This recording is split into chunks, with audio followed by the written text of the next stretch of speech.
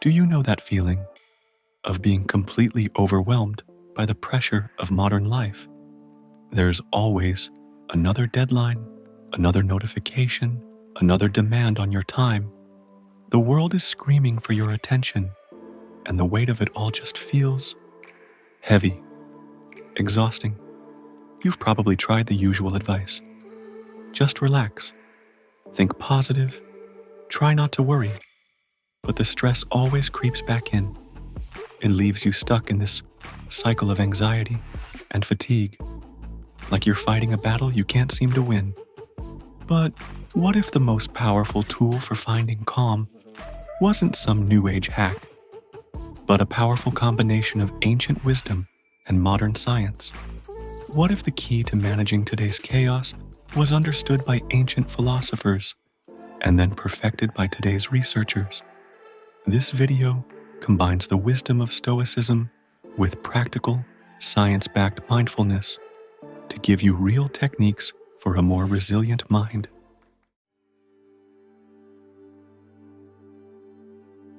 So, where do we start? It all begins with one core idea, a principle that's the foundation for both Stoicism and effective mindfulness. Getting this one thing can fundamentally change your relationship with stress. It's called the Dichotomy of Control. The ancient Stoic philosopher Epictetus laid it out perfectly. He taught that some things in life are up to us and others aren't. What's up to us?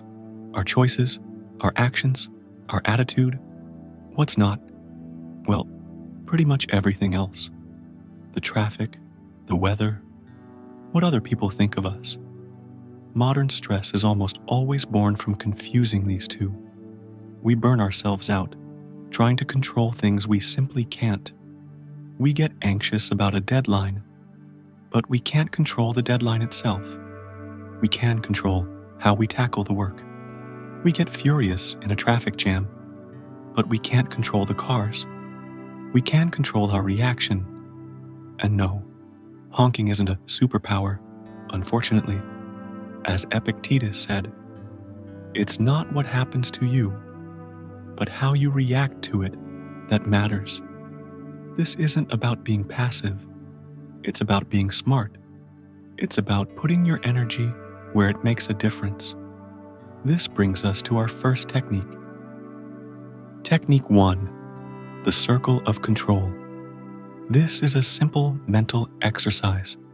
The next time you feel stress or anger rising, just pause and ask, is the thing causing this feeling inside my control or outside of it? Picture 2 circles. In the inner circle, put everything you have direct influence over, your effort, your attitude, your next small step. In the outer circle, put everything else, the economy, other people's moods, past mistakes. Your job is to focus your energy entirely on that inner circle. The outer circle exists. You can't ignore it, but it's not your battlefield. By consciously sorting what you can control from what you can't, you stop wasting energy on fights you were never going to win. This is the first step to taking your peace back. Okay, so we've got our foundation. Focus on what you can control. But what happens when that wave of stress hits you and all logic goes out the window? Stress isn't just in your head, it's in your body. Your heart races, your breathing gets shallow, and you're in full fight or flight mode over an email. In those moments, you can't think your way out. You must feel your way out. This is where our second technique comes in. The Stoics, like Seneca, wrote a lot about the importance of composure, of keeping your inner stability no matter what. While they focused on the mental willpower to stay calm, modern science has given us a physical lever to achieve that same goal. Technique 2, diaphragmatic breathing, your emergency brake. This isn't just taking a deep breath. This is a specific technique that activates your body's built-in relaxation response. It's your emergency brake for stress. Here's how to do it. Sit up straight or lie down. Put one hand on your chest and the other on your stomach. Now, inhale slowly through your nose for about 4 seconds. The goal is to make the hand on your stomach rise while the hand on your chest stays still. This means you're using your diaphragm to pull air deep into your lungs. Hold it for just a second or two. Then, exhale slowly through your mouth for about 6 seconds. Feel the hand on your stomach fall. Repeat this for just a minute or two. In for 4, hold for 2, out for 6. Why does this work so well? This type of breathing stimulates the vagus nerve, which runs your body's rest and digest system. It literally acts as a counter signal to the fight or flight response, lowering your heart rate and telling your brain that the danger is over. Think of your breath as an anchor. Your mind wants to race to the future or dwell on the past, but your breath is always happening right now. Our lives are ridiculously sedentary.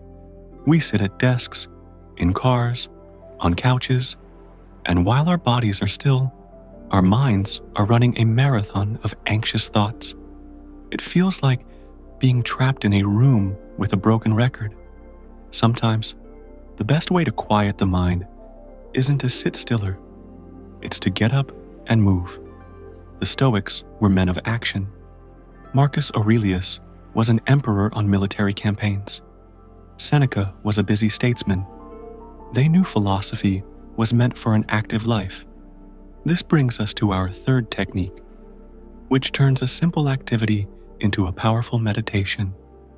Technique 3, the art of mindful walking. This is not about getting your steps in or rushing somewhere. This is about transforming a walk into a tool for calming your mind. Find a place where you can walk back and forth for a bit. A hallway, your living room, a quiet path.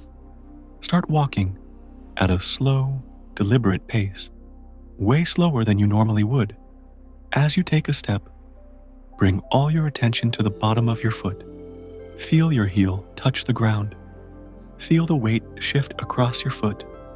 Feel your toes press down as you lift off for the next step. You can try syncing your breath to your steps. Maybe inhale for 3 steps, then exhale for 3 steps. The rhythm is what matters. Your mind will wander. That's its job description. It'll start making a to-do list or replaying a conversation. When it does, and it will, just gently, without any judgment, notice it happened and guide your attention right back to the feeling of your feet on the ground. This does 2 things. First, it gives a gentle, physical release to all that pent-up, nervous energy. Second, it gives you a concrete anchor, the feeling of your feet. That's way easier to focus on than just clearing your mind. You create distance from your stressful thoughts, and you start to see them for what they are. Just thoughts, not commands.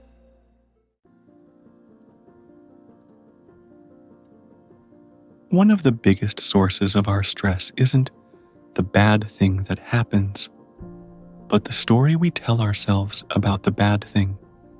A mistake at work isn't just a mistake, it's proof we're incompetent. A critique from a friend becomes a sign we're unlovable.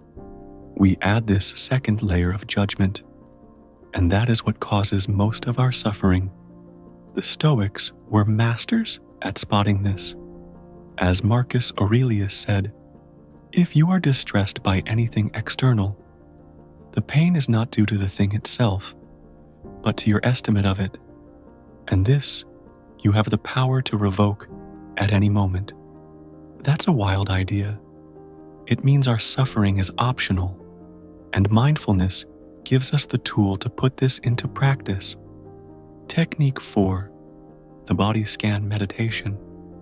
This practice trains you to be a neutral observer of your own sensations.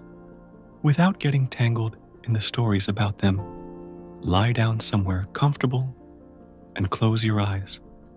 Take a few of those deep, anchoring breaths we talked about earlier. Now, bring your attention to the toes of your left foot. Just notice what's there. Warmth? Tingling? Nothing at all. There's no right answer. You're just observing. After a minute, slowly move your attention up your body, your foot, ankle, calf, all the way up through your legs, torso, arms, neck, and face. As you scan, you'll find spots of tension or discomfort, a tight jaw, tense shoulders. Your first instinct is to hate it, to want it gone. The practice is to do the opposite. Just observe it with curiosity. Is it sharp or dull?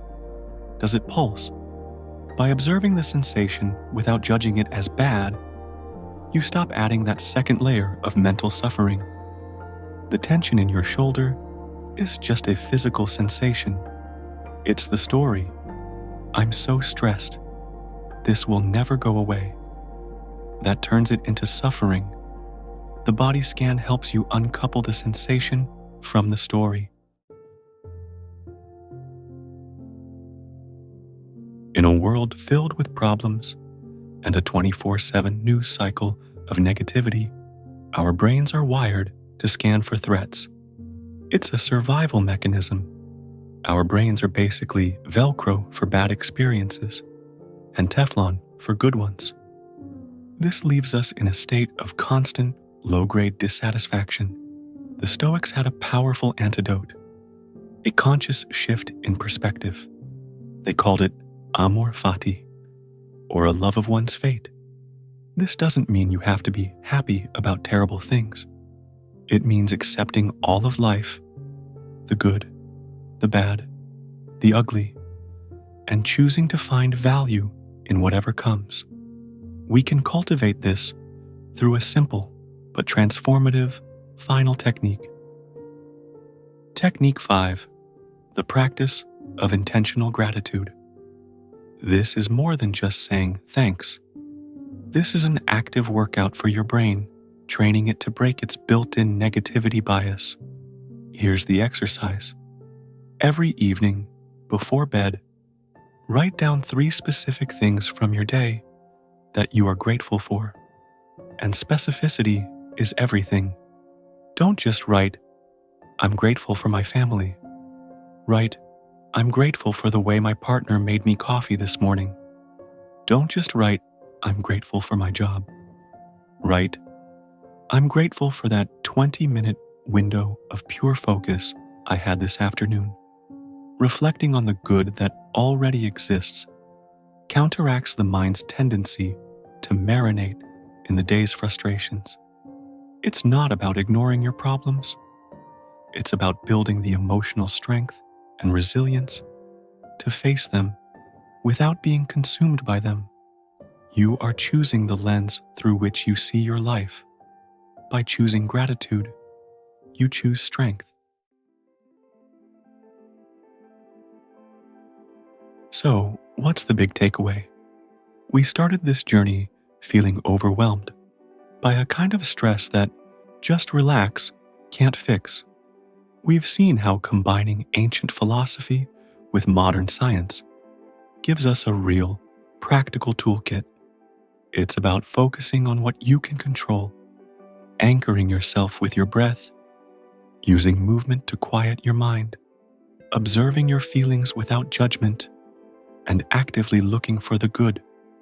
These aren't just neat ideas, they're skills. Stress is a part of life, but suffering doesn't have to be.